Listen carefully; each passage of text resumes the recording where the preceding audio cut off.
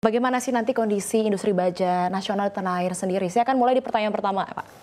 Nah, di sini sebenarnya Pak, bagaimana sih Pak untuk kondisi bisnis emiten baja, terutama untuk di semester 1 tahun ini, bagaimana akhirnya baja ini bisa menghadapi tantangan akibat ketidakpastian global, Pak? Iya, di tahun ini semester 1 ini terutama kita agak sulit ya untuk survive. Jadi kita hanya survival mode, Bu, sementara ini. Karena kita kondisi ekonomi sekarang mungkin Ibu tahu sendiri sedang tidak baik-baik aja. Pertama, ketidakpastian global, terutama di kebijakan tarif Trump yang menaikkan semua tarif ke semua negara, termasuk baja. Jadi banyak ke pasar Amerika yang dilirik oleh industri baja sekarang tidak bisa lagi dijual ke sana. Jadi banyak baja yang seharusnya ngalir ke Amerika, jadi sekarang juga ngalir ke Indonesia. Jadi pasar kita ini dibanjiri dengan baja-baja import yang tidak memenuhi standar SNI banyakkan juga. Yang juga disubsidi oleh pemerintah-pemerintah di negara asal mereka gitu. Jadi untuk berkompetisi dengan mereka, kita di dalam situasi yang sangat sulit. Jadi untuk baja di tahun semester ini, kita hanya coba untuk bisa bertahan hidup aja. Oke, Pak Handaya. Bagaimana sih baja menyiasati tekanan impor baja ini?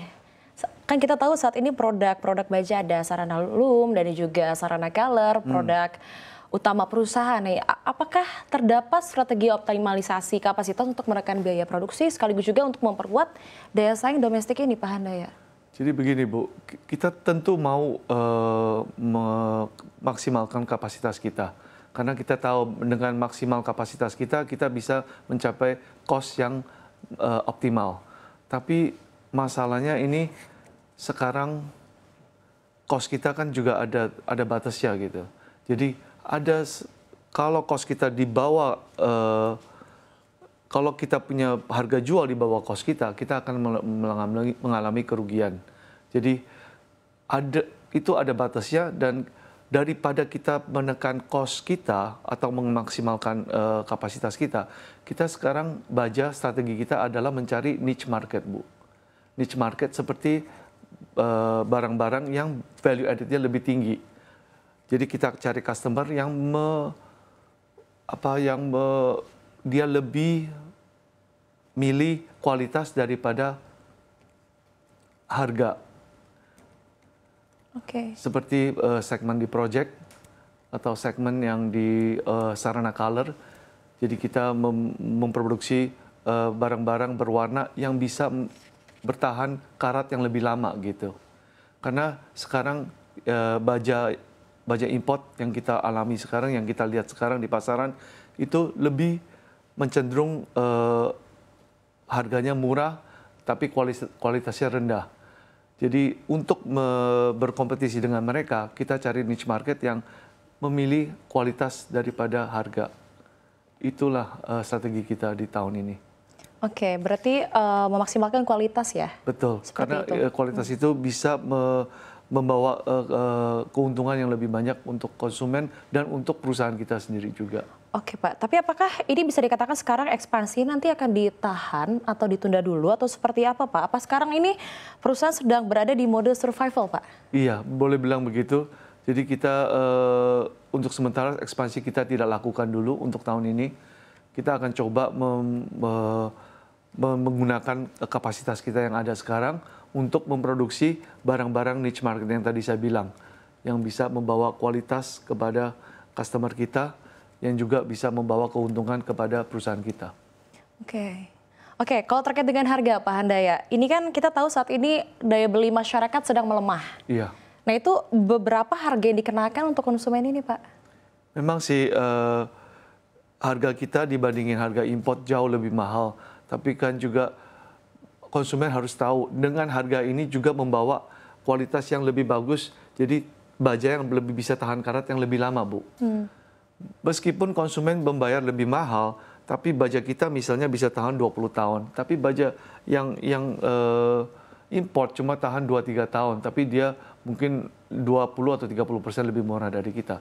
Kalau dihitung-hitung, sebetulnya baja kita dengan harga 20-30% lebih mahal, tapi bisa tahan lama, bisa 2 atau 3 kali lipat dari baja import, itu sebetulnya lebih murah. Dihitung-hitung kalau secara jangka panjang ya.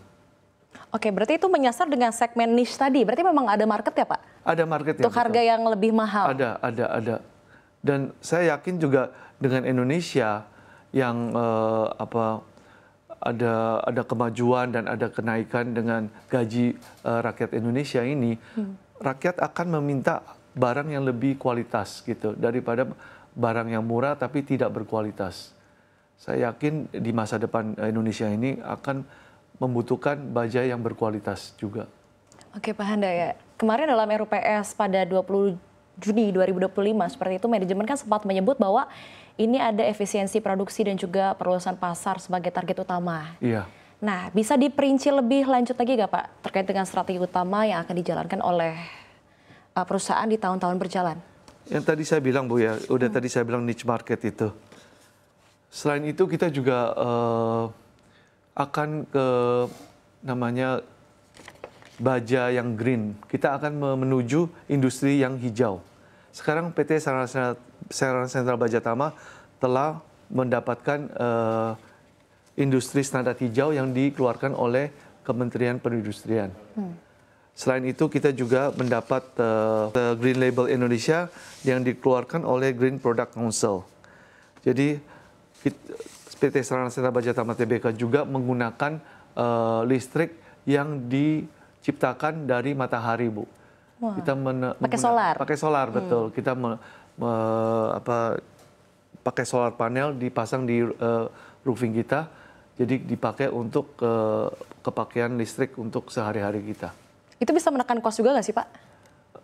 Sedikit, meskipun nggak banyak. Itu sebetulnya. Berarti itu targetnya lebih ke penghijauan tadi? Penghijauan tadi, iya. Oke. Jadi selain tadi niche market juga, kita juga ke arah green industry atau industri yang ramah lingkungan begitu.